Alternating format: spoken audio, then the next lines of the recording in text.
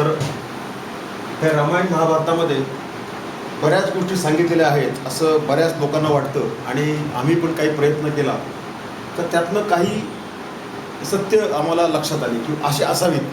आता ह्याच्यामध्ये परत आणखी खरं खोटं कुणालाही माहिती नसतं. त्यांना काय म्हणायचं होतं त्यावेळेला, मला त्याचा अर्थ काय लागला, हे सगळ्या डिबेटच्या गोष्टी आहेत. म्हणजे these are all debatable matters. तर आता आम्ही फक्त काय करतो याच्यामध्ये की प्रॅक्टिकल आस्पेक्ट घेतला आहे रामायण महाभारतातलं. हा आम्ही सत्य शोधण्याचा प्रयत्न करतो आहे.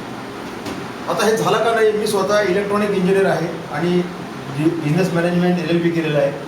त्यामुळं मी याच्यापुढं असं आपली संस्कृती ह्या दृष्टीने पाहत नाही, तर खरंच त्याच्यात काय दिलं हे आपण पाहायचा प्रयत्न करतो. तर एक तर आपण एक घेऊ, एक मला आवडलेली स्टोरी म्हणजे लवणासुराचा वध. तर हे एक अतिशय मस्त ब्युटिफुल पॅराबल आहे. हे it's a kind of medical invention but put in a codified language. Secrecy, त्यावेळेला काय patenting, trade marking, intellectual property, they were this are a indirect form of this. जसं पूर्वी धन लपून ठेवायचे त्यावेळी लॉकर्स नव्हते, तसं हे. तर लवण म्हणजे मीठ, आणि हे साधारणपणे एजेड लोकांना मीठ अवॉइड करायला सांगतात.